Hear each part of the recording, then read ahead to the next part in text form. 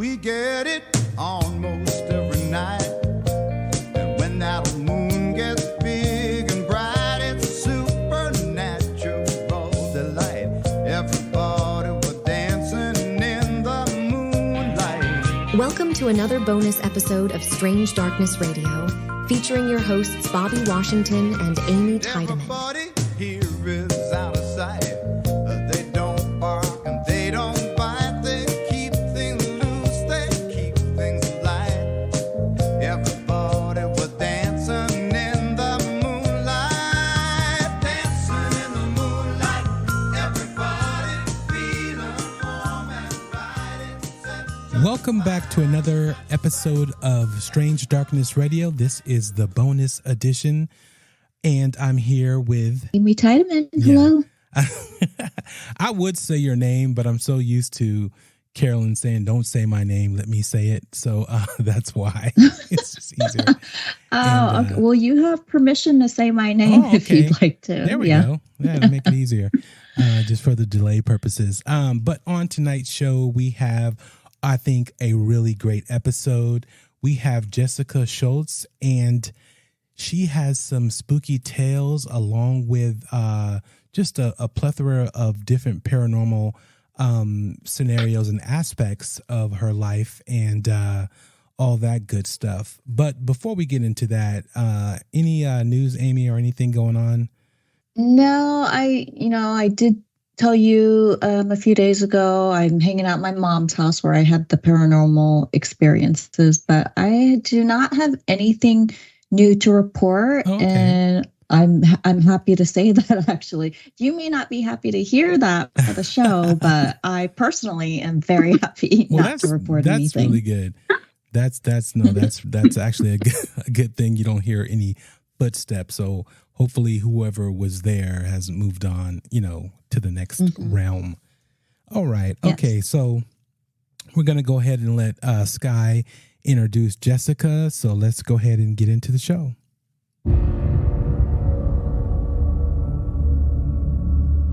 Welcome to another bonus episode of Strange Darkness Radio. The supernatural world has an irresistible pull, and at times it's we who extend our reach to connect with the unexplained, just like our guest tonight, Jessica Schultz. Jessica's lifelong fascination with the extraordinary has forged a deep connection to the other side. She's ventured into paranormal investigations, participated in extraordinary encounters, and during seances, bridges the gap to the beyond. When the night brings forth spirits and the tarot cards are unveiled, Jessica's touch seems to ignite a profound connection to ethereal realms. As we embark on this nocturnal journey into Jessica's remarkable paranormal experiences, she's also poised for a mystical adventure of her own with her podcast, Uncommon Chronicles, alongside her co-host, Denny. But before Jessica takes the leap into this new endeavor, let's warmly welcome her to the intriguing world of Strange Darkness Radio.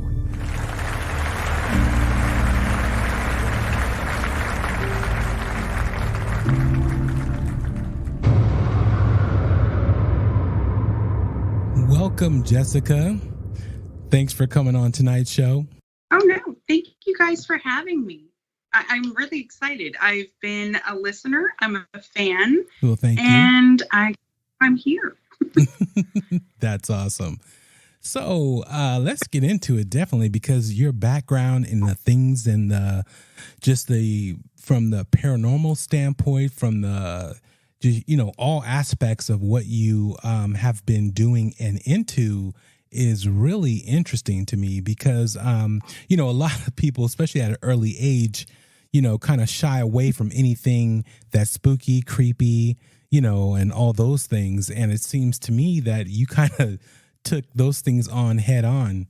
Can you tell me a little bit about your early childhood and what, piqued your interest into, the paranormal, or, was it an event that happened in your life? It was.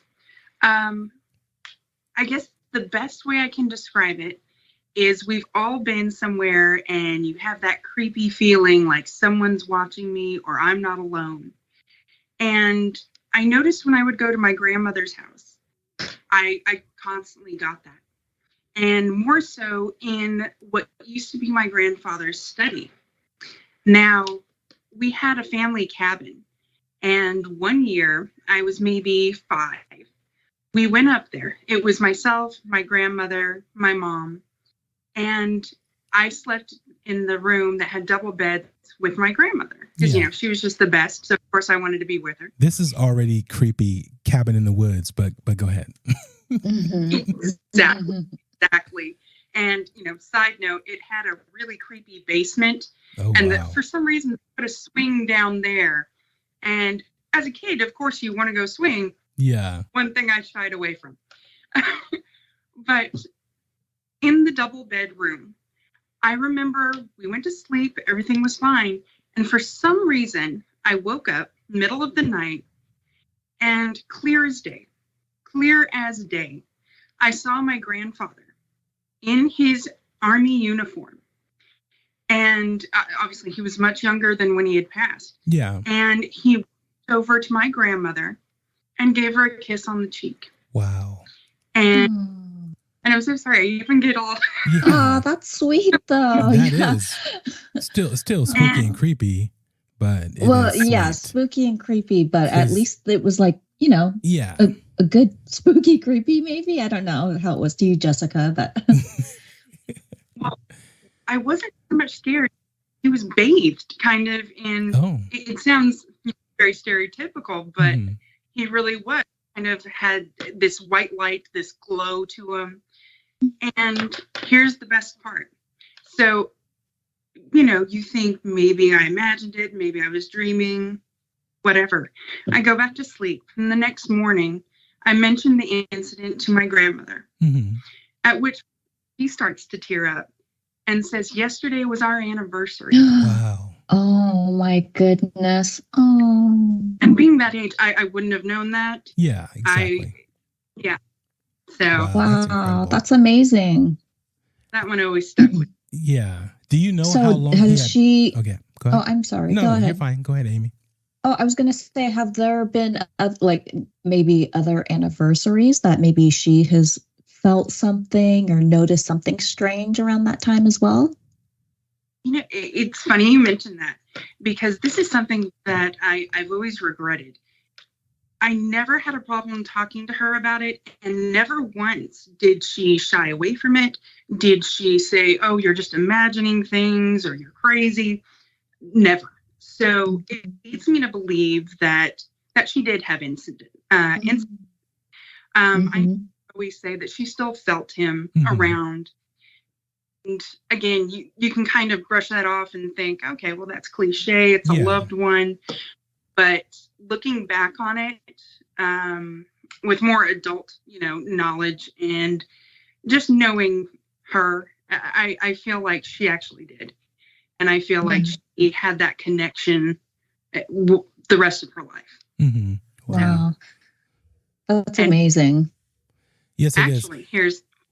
Go ahead. Okay, real quick. I just want to ask you about this. Since you were young at that age, did you often see actual, entities or ghosts or things that materialized to you? That was the only apparition that I saw. Okay. At that time.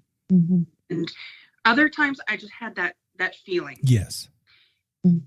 So that was the only one that ever, and to this day, that was the clearest one that I've ever seen in my life. Mm-hmm. I did go ahead and I would think that I would see shadows in my room move. And again, being young and your parents telling you, oh, there's nothing to be afraid of. There's nothing in the dark. Well, now I know better. So I can look back on it, but recollecting it's always, a little marred. But I was going to say, when my grandmother finally passed, and this was, a good 20 years later, the day after she did, I was in my parents' living room, and clear as day, we hear, but only my mom and I heard it. Yeah.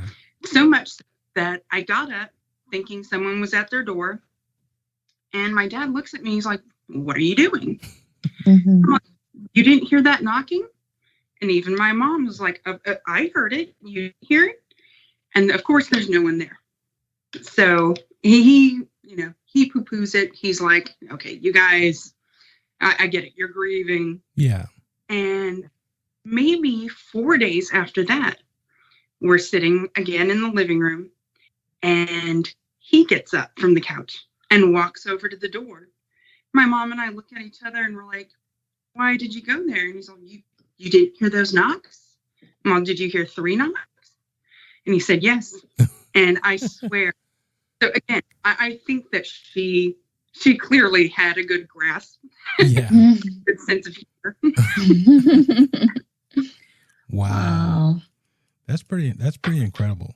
It's and then, a lot of people don't like to admit, that they're hearing things or they'll brush it off, so I don't know if it's out of fear or out of, no, it's just something else. And why is it that a person like you would feel something, that's in a room opposed to someone next to you who they don't feel anything. They're like, what are you talking about? Mm-hmm. And that's very interesting. It just goes to, the whole thing about a person has this ability that the others don't, or it's not as common, even though, a lot of mediums say, and psychics say, oh, everyone has the potential or has the ability, but you have to hone it. But then there are some that you just feel it, like you just, there's nothing that you need to do because you're always wondering, like, why do I hear this? Why do I smell this? Why do I feel this? That's exactly it too. And I did, as I was growing up, like I said, that feeling of someone watching me, someone else being there. I'm not going to lie, it did creep me out sometimes. Yeah. And I think gave me a little bit of a fear of the dark, or being, in a room by myself. And it would kind of overwhelm me to where, like it would be one of those things where like I'm running down the hall, flicking on all the lights just to get from point A to point B. Yeah. So there are times where I definitely kind of envy the other part of that. And so after seeing that at your grandmother's house, now, were you feeling comforted that you saw your grandfather, or did that kind of make you a little bit fearful every time you went over to her house? Like, what were you thinking after that happened? It really felt like comforting, and it just felt like a lovely experience. Yeah. He had passed when I was so young that I never got to know him. So that did feel good. But at her house, when I would go and play in his study and, mess with his things that I'm sure he didn't want to be messed with, that definitely had a different feel. Scary. So, scary things kind of came a little later. Yeah. It's funny because when I'm talking to people about these incidents, I say to myself, oh man, I wouldn't have done this, or I would have done that. Right. And then I hearken back, think back to, my own childhood and, my encounter and various encounters. And it just dawned on me as you were talking, it just dawned on me that I actually wasn't scared. Like I didn't do the whole light thing. I didn't, not want to go into the house or go into the room. And all these years and decades later, that just dawned on me that I didn't pay it no mind. I was more inquisitive about what is it? Let me, why did it do what it did? And how can I see it again? Or how can, this exist?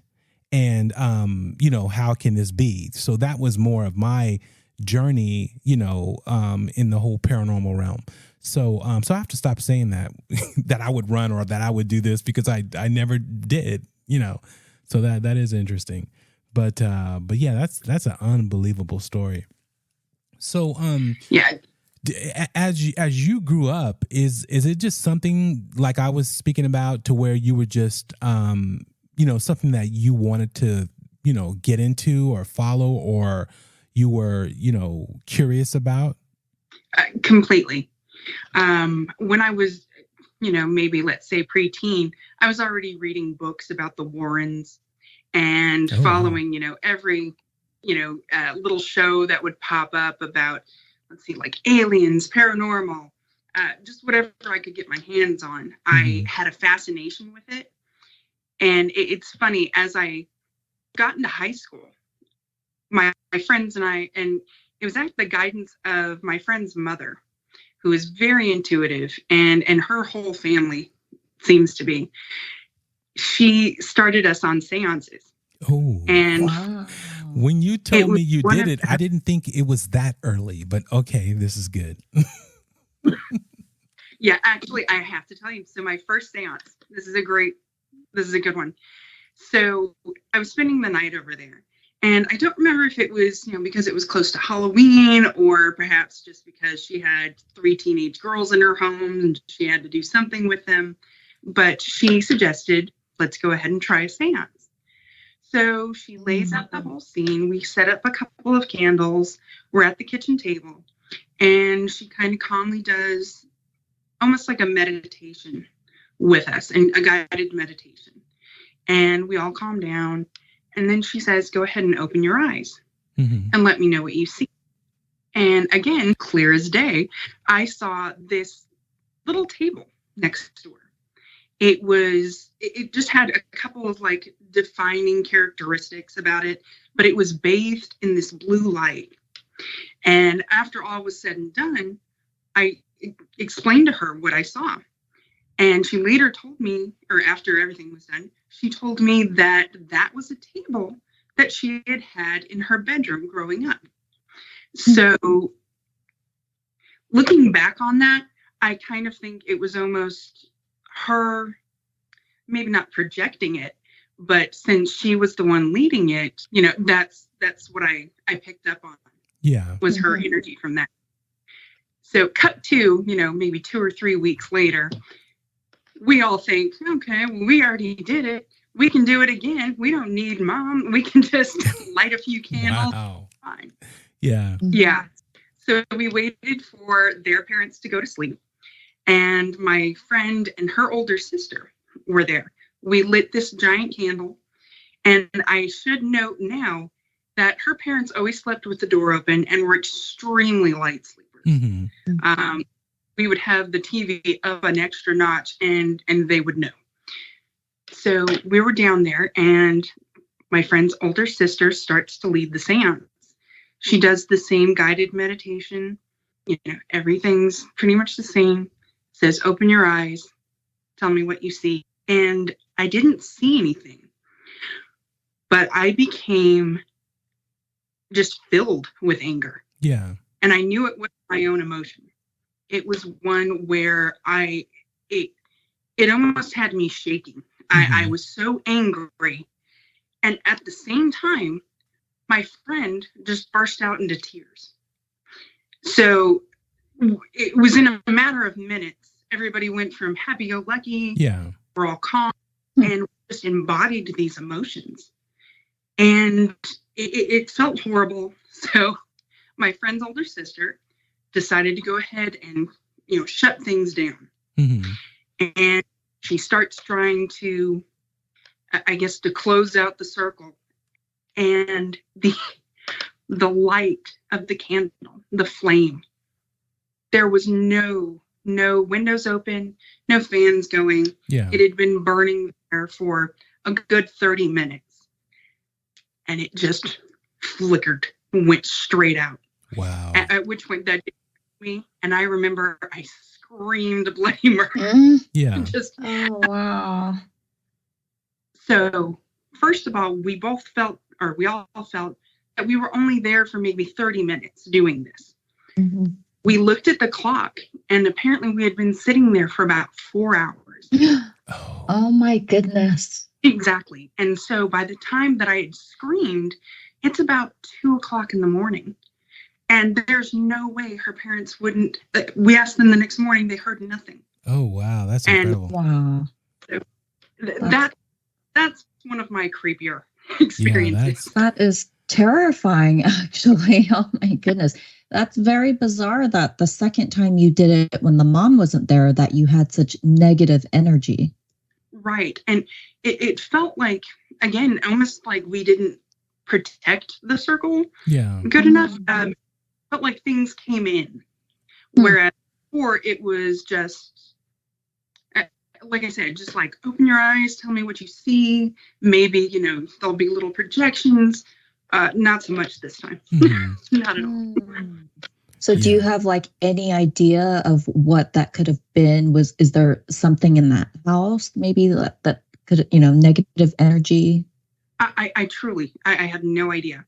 It felt completely random, but at the same time, it felt like our two emotions were connected.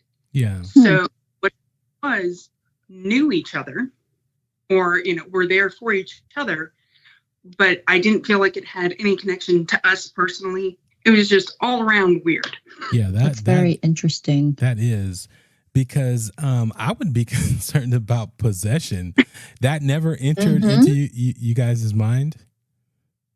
Not at the time. Yeah. We were just so like, hey, let's try this. This sounds like fun.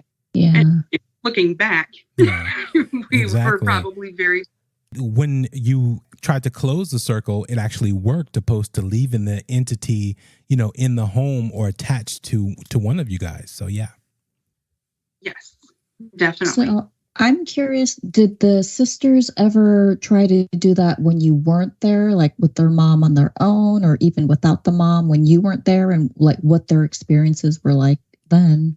Well, and, it's funny. So the older sister, she actually is very psychic, and she does her own thing, and they have a live stream seance every Halloween. Are you serious? So, yeah. What? Wow. Okay, can she come on the show? Yeah, that and fascinating. Or we need to pipe into their live stream. That's crazy. So in a crazy, in a good way, not crazy in a bad way, because I just find it very interesting. So they don't get attachments. They're not concerned with, things being let out that can't be put back. No, especially so first of all, the mom's still a part of those seances. So wow. she's good. But my friend, as she's gotten older and kind of honed her own, skills. Yes. And embraced her own intuitiveness and mediumship, she's learned how to go ahead and fully protect herself. Wow. She's good. Really, the circle of white light, banishing that should not be attached to me. She's got the tools now, but that's pretty cool. Then I think it was just dumb luck. Yeah. We were just very lucky. So they're basically channeling things like because do they allow themselves to be possessed to say what's happening or who they're talking to or what's going on, or is it something that is just how do they get the information from what they're experiencing, whatever entity or thing is in that circle? Right. She calls it downloads. She'll actually say that someone will pop up, and sometimes they're very clear as to who they are, and other times a little bit more mysterious. There's some back and forth, but she definitely opens up that connection, and I guess she just sets a good ground rule before starting, and she takes it in, and honestly, sometimes afterwards, she will be really drained. Yeah. Like physically drained. There's times where, it just takes it out of her. And there's other times where it was like, wow, that was nice. It was good for them to pop in. Yeah. So. Okay. Have you partaked of any of those current seances, or you don't do that no more? I haven't done an actual guided seance since. Okay. But occasionally I'll pop in on hers, and she does have something called Drunk Tarot. And it originated because she's amazing at doing tarot cards. I can only really do it after I've had a drink or two. And then all of a sudden, I'm like, okay, so now I feel a bit more open. So that also, I think, speaks to the fact that I'm not very comfortable with letting something come in and channel me. So I have that block up. And perhaps that just helps break that inhibition down a bit. Yeah. But every time that I've read tarot cards in that manner, they've been pretty spot on. Wow. So that's our drunk tarot story. That is so. Then we need to have. Oh, sorry. No, go ahead, Amy. I was going to say, so we're going to have Jessica have a few drinks and then come back next time and then give us like a tarot reading, I think. Yeah, that's hilarious. I expected to see a YouTube video that you were going to point me to of your drunk tarot card reading, because that would be pretty awesome. You might want to add that to your repertoire of your podcast. But that's pretty amazing. But so being that you were exposed to all this, I won't call it the dark side of things, because it's not a lot of people refer to the dark side if you're doing something that's dark in the sense of calling up demons, or trying to, allowing yourself to be possessed, just stuff like that, meaning you're allowing entities, and by allowing yourself to be possessed, meaning you don't know what you're doing when you bring them in to what the outcome could possibly be. So so you weren't going that route, but you still were diving deep into, the paranormal. Yes. Yeah. I don't dabble in, I guess we'll call it the dark arts or dark occultism. And I think one has their own, it's a sliding scale, because I know some people think anything occultish is because you're already. Yes, because what happens is, if you're saying, okay, I'm trying to get in contact with my grandfather or a friend, a loved one who passed, and people will say, well, that's a demon. It's not really a loved one. It's acting like a loved one because that's what you want it to, to call. So therefore it takes the form, from your mind or from what you feel, and it transforms that, which again, I don't really believe that. I do think there are those entities out there for sure, but I do believe there are ghosts. I do believe there are people who pass who aren't done with life, or don't want to go to the other side for whatever reason, and they fight it. Like I probably would do that, but but yeah. So I think there's that part of it. So do you go down these avenues because you're trying to find out that question, or why do you go down those avenues? This is going to sound almost cliche, but I felt pulled. Okay. I feel like I didn't necessarily seek it out. And I know it sounds silly after I said, oh yeah, I wanted to know everything about it. Yeah. And I did the seances, but past that, and that was curiosity. Past that, everything that has happened, I really feel came to me, and to the point where I couldn't ignore it anymore.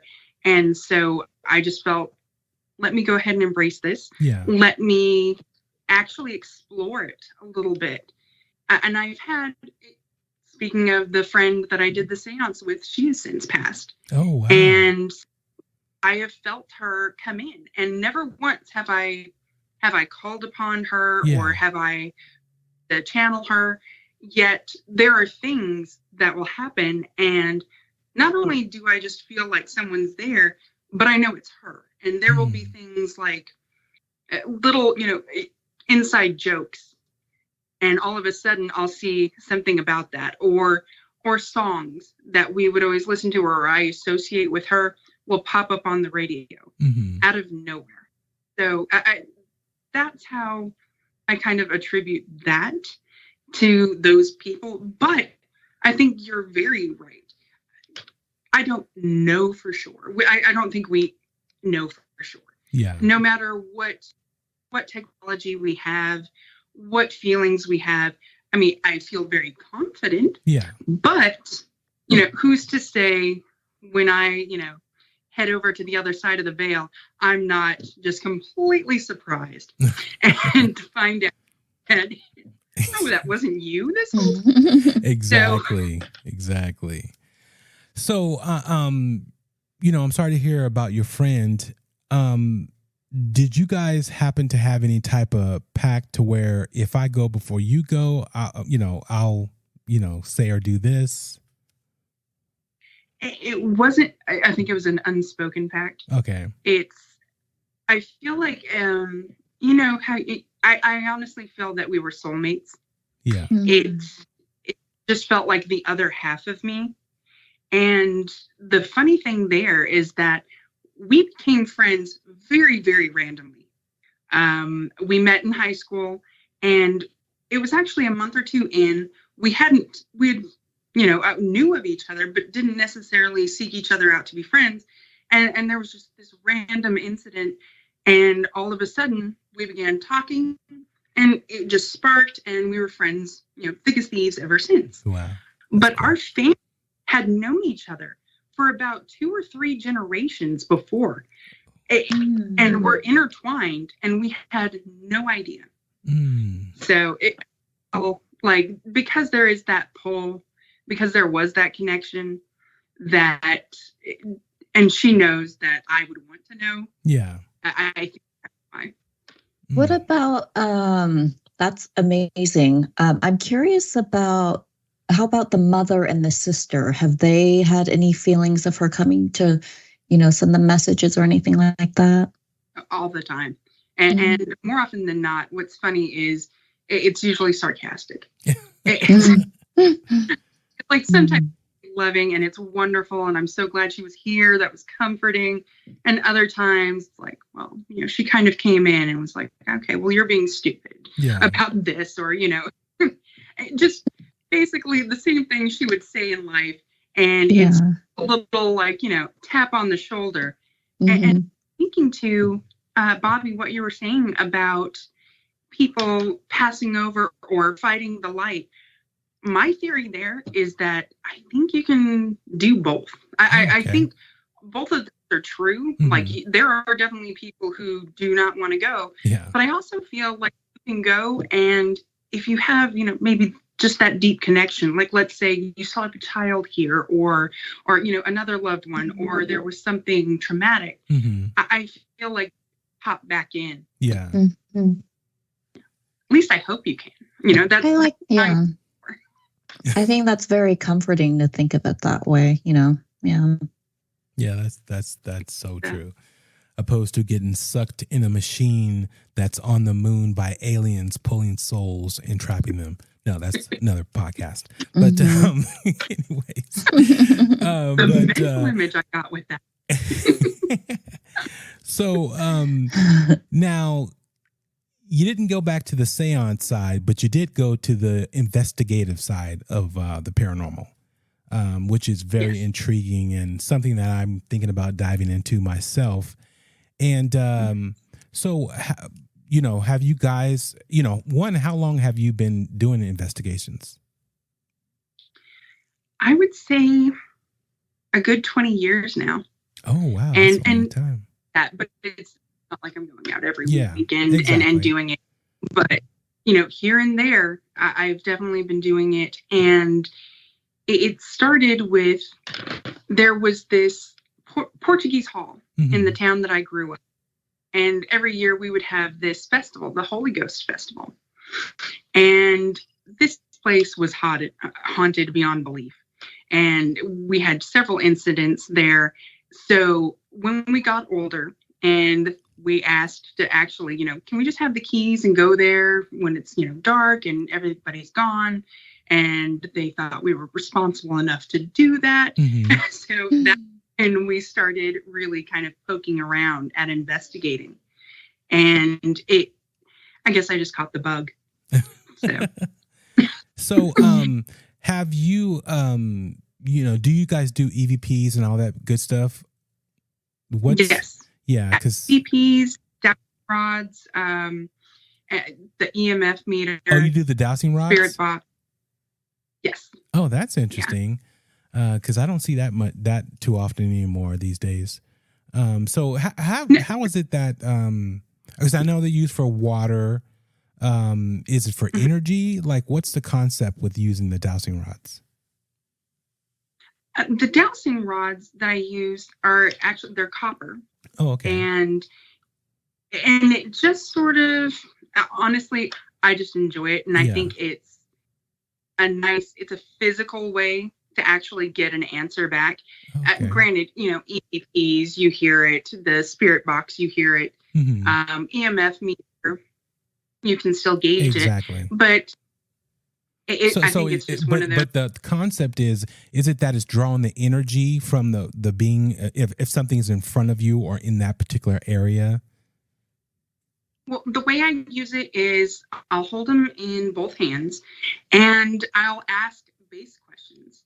And if it has, or I'll even, just ask something that has nothing to do with anything there, nothing I want to know, nothing I think they'll answer. Yeah. And I can see that it's almost like a control question. Mm-hmm. So I can see them. And from there, I'll continue to ask questions. And I usually say, and they're yes or no questions. For the most part, I'll ask for, if they cross, that's a yes. If they stay still, that's a no. And I've gotten great results with that. The only other thing I'll do sometimes is, can you point me in a direction of where I should go look? Or, where I should stay away.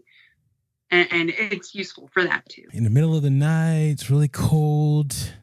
You're in pitch darkness. And then anything touches me, I'd probably scream. But, I do. That's what's so funny. As curious as I am and how much I enjoy, I'm still a scaredy cat. So... Yeah, that's... Well, Bobby, you did say you were drawn to it and you wanted that stuff to happen. Didn't you say that? Well, like I said, I'm thinking about it. But so when you've gone to these particular places to investigate, you haven't come upon like a dark shadow or something that, showed its presence to you guys?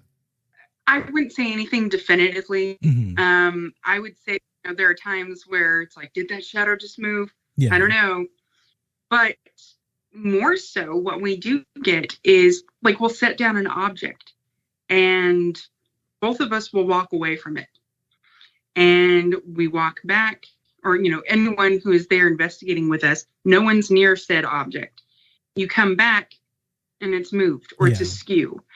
And the biggest one is like, let's say you're upstairs and you hear bangs and things crashing and falling downstairs. And the second you go down there, there's physical evidence of it. Yeah. But for a fact that no one was there.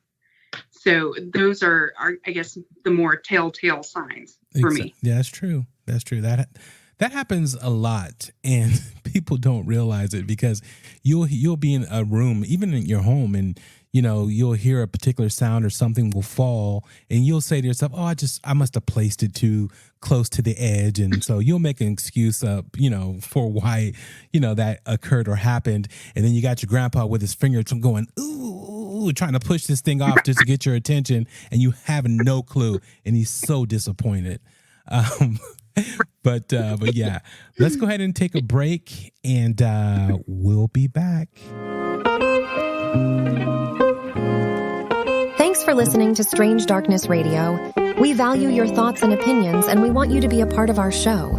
You can call our Strange Darkness Radio hotline at 916-741-3032 or email us at strangedarknessradio@gmail.com to share your stories or ideas. For more updates and exclusive content, follow us on Instagram at Strange Darkness Radio, Twitter at SD Radio, and Facebook at Strange Darkness Radio to join our ever-growing Strange Darkness Radio family. Stay connected with us, and together let's keep the mystery alive. Now back to the show.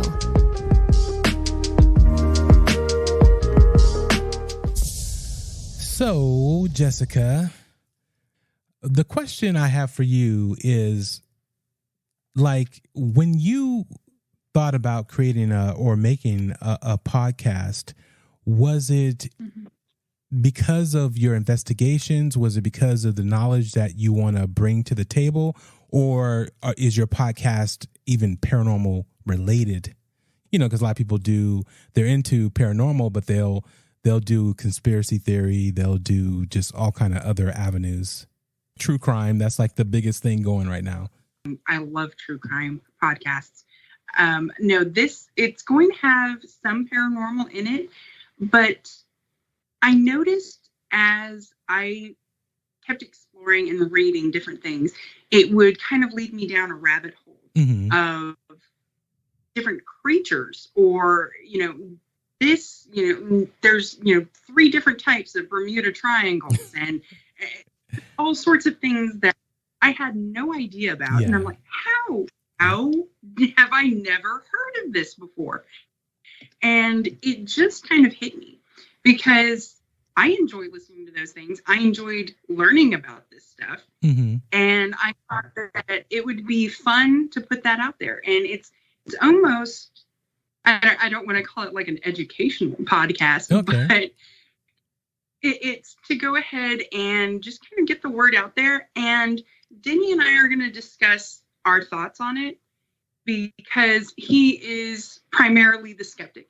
Oh, okay. And it's funny because it's always good to have. Had some incidents now, yeah, and he's not open to it. Yeah, that'll be interesting. So then, with your different viewpoints, you can get like a lot of good debates going on that podcast. Yeah, that's what I'm hoping. Yeah. So you haven't taken him on an investigation, or had him sitting on a seance? Well, here's what's funny. So we were recently in New Orleans, and he doesn't believe in it, doesn't believe in it. But we get to the voodoo shops, and I'm in there. I'm going to walk across the street.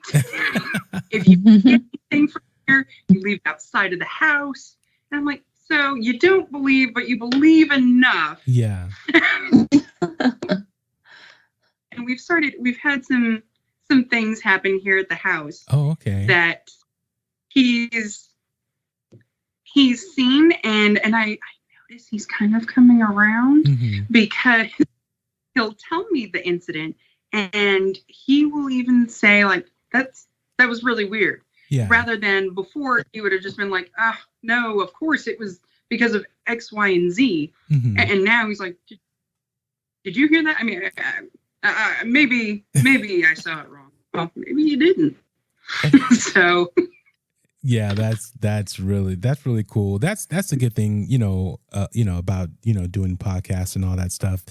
You're able to, just delve into different avenues, and as you go through it, whether it's an episode, whether it's how many you do, you kind of shift your perspective and your ideas. And when you hear other people, whether it's, someone comes on your podcast or the research that you're doing, you're like, oh, I didn't know that. Now this explains that. It's just real informative, and it kind of helps you reshape your opinion one way or the other, because there are times and things that I, thought I believe, and then I'm like, I don't know if I believe that anymore, or I have a different skew on it after, doing the show. So that definitely is pretty cool. So do you have an idea of when you guys are going to launch your show? Our dream date was Halloween, but okay. Now I'm looking at before December. Oh, okay. So we're giving an extra month to kind of hammer out the logistics and get things up right. Okay. Well, that's cool. And I, like I said, you can even come back on around the time just to talk about it and, to let people know, when it's coming out and everything else, because I just think it'll be highly fascinating, and all the experiences that you've gone through and had is just, a lot. There's a lot there for you to, have knowledge about and to be open about, because a lot of people aren't, oh, I did a seance, this or this happened or that happened. Everyone's kind of quiet when it comes to certain things. You find out the school teacher is like a dark witch, and she doesn't tell anybody. And but you heard her on a podcast, so that's usually how it goes. But I can do that. What's that? I said, I can think of a few teachers that I'm sure were witches now. Yeah, no, you'd be surprised, man. You'd be surprised about the covenant out there. And but there are good witches, and there are witches you don't want to piss off. But in doing your investigations and delving into all these particular things, have you ever got into the Ouija board or did something on scene like that as far as during an investigation? No, that's actually something that I don't mess with. Oh, interesting. I had the old Parker Brothers version when I was, maybe 9 or 10, mm-hmm. and I would take that to sleepovers, and so I have done it a few times, but I think the more that I read and the more that I learned, mm-hmm. and then the more I experienced, I didn't really want to use that conduit, because for some reason and perhaps it's simply because, I could be ignorant about it. Mm-hmm. I just feel that maybe it is more of an open channel and mm-hmm. easier to be deceived and lead to possession. Mm-hmm. So I personally just don't, but I have, I think if you do use it and you're, you understand how to protect yourself and you're more knowledgeable about it, more power to you. Yeah. I do find it fascinating. It's just not something I personally Exactly. do. I never have delved into the Ouija board. I don't think I would go down that path because, again, you never know. But a lot of people do it. I had a prior co-host, and he was a Ouija board fanatic growing up, and through his, early adulthood, he delved into the Ouija board. And he had some serious things go on. So I definitely can see that part. But then you also will have the people say, wait a minute, seance and calling up people in circles, that's kind of like, wait, where's, isn't that the same thing? But, because of the whole thing they say too, if another entity, because again, you don't know whether it's a true ghost or a demon, but there are people like yourself that can feel the difference between those two. They say you're never supposed to say their name. They're never supposed to tell you their name. And, Right. Because of the power that their names hold. So yeah, that's interesting. That's that whole concept to me, I've never done any of those things. I don't know. I would think, like you said, I think I would sit in a seance before I would do a Ouija board. I think that would, I'd be down for that because I can get out of the room quickly, opposed to whatever I'm doing on the board and it just grabs your hands and says, I'm coming with you. So, What about you, Amy? Yeah, actually, when I was in 7th grade, I did used to play with a Ouija board, and now I'm thinking, wow, she just kept that a secret. People. Why just for the record, I didn't think of that until just now. Maybe that's why I had. Yeah, how many you episodes? Listen to my story, and not one time has she mentioned messing with the Ouija board. See, I actually this is what these podcasts do. They bring out all this stuff when you do them. Go ahead. Sorry, Amy. Well, nobody asked me about it. So, this is the first time anyone asked me. But yes, I did play with Ouija boards. Yeah. Okay. Yeah. Okay, good. No, go ahead and say your little spiel now, but we'll definitely be getting into a episode exclusively about that. I might even bring Tony back on it, but go ahead. Jeez. No, me continue. Yeah. I want to hear about this Ouija board just a little bit. Just give them a little bit. I mean, I don't have a whole lot to share. I just remember in 7th grade. Okay, let me ask you this question about it. Since you did it, we won't go into detail right here. But do you think it's something that you don't play with, or you had an adverse effect, or you would never do it again because of an experience that you had? Yeah. Not because of the experience that I had, but just because of the knowledge that I have about them now. I would never, ever play with a Ouija board ever again. My kids have asked me for Ouija boards. Ooh. I said, heck no. I said, never in my house will anyone play with a Ouija board. I said, if you turn 18 and you move to your own home, you can have your Ouija board there. With the rock music and rap music. None of that stuff in my house, but yet she listened and did all that. Dang, that's cool. That's cool. But I get you. Trust me. I didn't know back then, though. I didn't know it was such a thing. So I know that now. So, this show took a turn. They should. I'm not going to encourage them to use a Ouija board just because I played with a Ouija board. That is true. That is true. But you survived it. You don't have any attachments, and we haven't heard really yet what your experience was with it, but stay tuned for that one. But yeah, that's interesting. That's good to know. Any more things that you're keeping in the closet? No, I'm just joking. But we'll find those out, because as you do a podcast, things come out and things get exposed. But anyways, yeah. Jessica, sorry, I kept that. That was so funny. She's like, you know what? I've been in a cult. Anyways, sorry, people. Yeah. It's a bonus episode. It's fun. That's what we're doing. But yeah. So Jessica, in the process of everything that you do, what is your next, besides the podcast, thing you want to conquer in dealing with the, down the paranormal rabbit chute, like a particular place you want to investigate, or, I have a laundry list. Yeah. And since I've moved and now I'm closer to some of these locations, they're bucket list items. I think the next one that we are talking about going to is going to be the Bell Witch Cave. Oh. And that's creepy. People will not enter the cave, so I will be alone there. You're going to go there alone? Oh my goodness. We're both going to go. I think I'm just the only one that's going to walk inside the cave. Oh, okay. That just sounds scary. Yeah. It does. And again,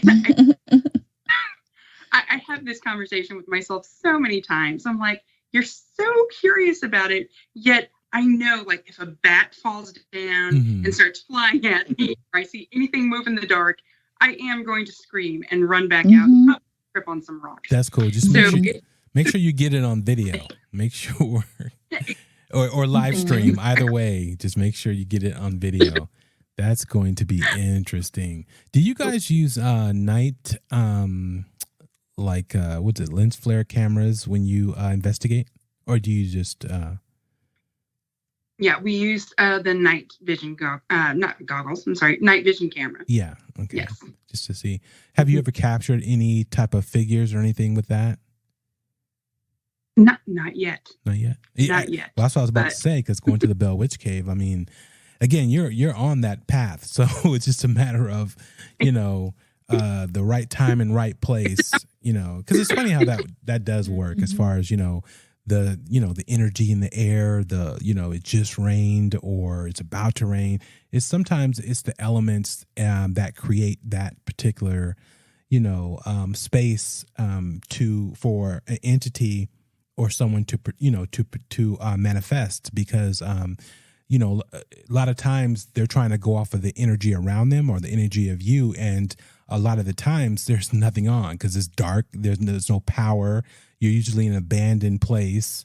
sorry. Now, that's something I always say on all of these investigations is I am my favorite tool.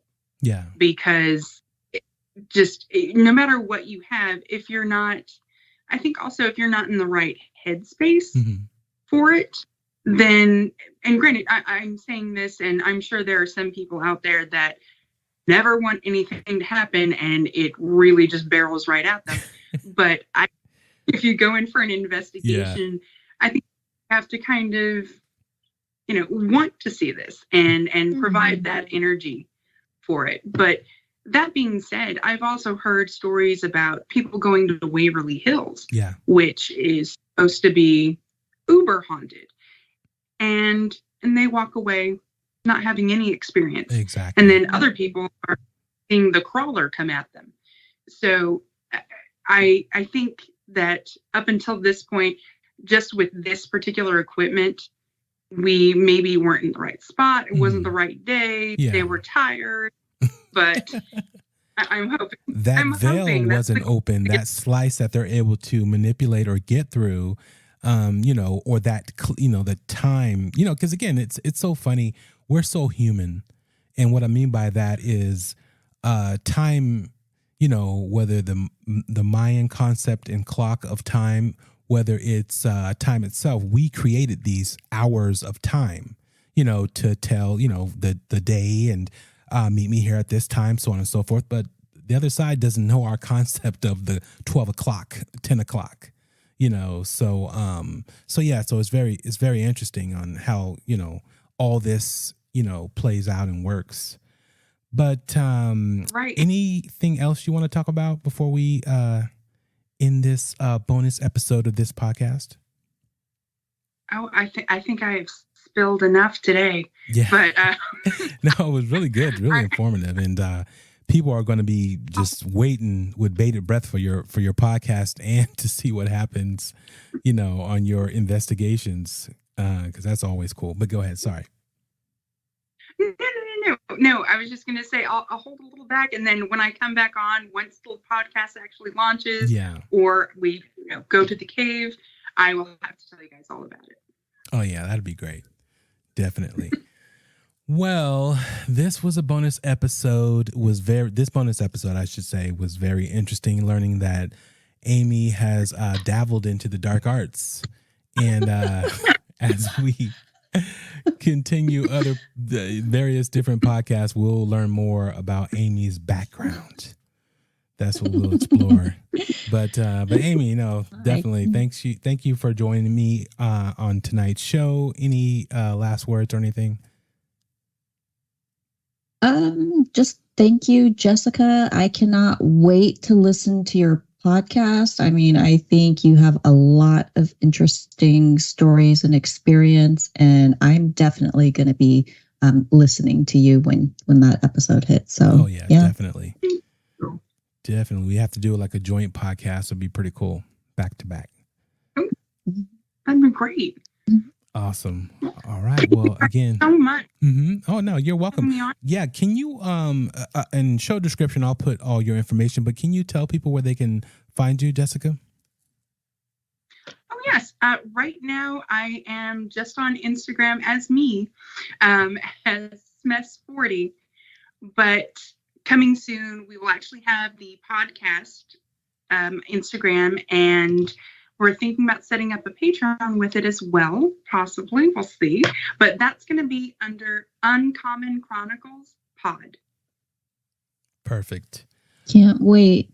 All righty. It's been an informative night. You guys, we will see you later for the next.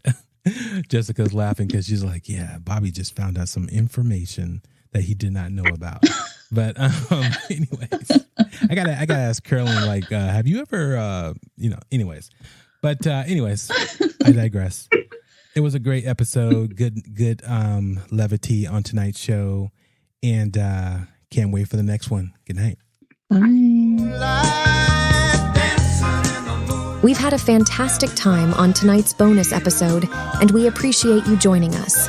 If you have your own strange and eerie experiences to share on our show, please reach out to us via email at strangedarknessradio@gmail.com or by calling our hotline at 916-741-3032. We're eagerly awaiting your stories.